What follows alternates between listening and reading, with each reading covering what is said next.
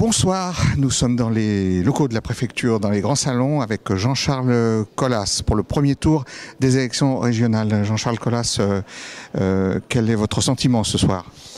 D'abord, je suis déçu, même si on n'a pas encore des estimations très précises, puisqu'il reste les grandes villes à dépouiller, mais je suis déçu du résultat, puisque la liste du Rassemblement écologique, citoyen et solidaire serait à moins de 10%. Ça, je vous le dis honnêtement, parce que contrairement à mes adversaires, je ne fais pas d'esbrouf. Je suis surtout inquiet parce que les gens ont voté contre à cette élection, avec un enjeu national et non pas pour des élections régionales. Ils ont voté contre, y compris en s'abstenant d'ailleurs, beaucoup, contre la politique du gouvernement, contre Laurent Wauquiez pour certains, parce qu'il est vraiment très léger et dangereux. Et nous avions un gros projet, chiffré, pragmatique, pour les Auvergnats et les Rhône-Alpins, et peu de gens ont voté pour. C'est vraiment dommage, parce que c'était ça l'enjeu des élections, et notre démocratie est vraiment en déliquescence. Il serait vraiment temps de changer de République. Pendant la COP21, pendant des événements de ce genre, comment est-ce qu'il est possible que les Verts fassent un score comme ça ?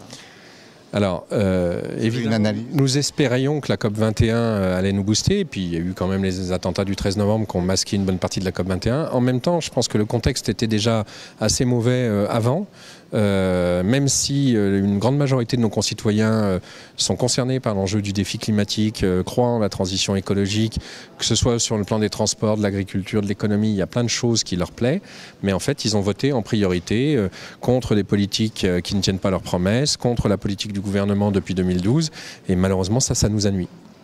Est-ce que vous êtes inquiet des scores du Front National ? Je suis très inquiet du discours du Front National, enfin plutôt du score. Le discours, il est creux et vide. On l'a vu dans plusieurs débats télévisuels ou radio. En fait, ils n'ont pas de programme.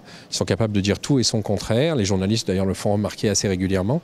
Mais c'est pas ça que les électeurs attendent du Front National. Ils veulent renverser la table et dire on en a marre des autres.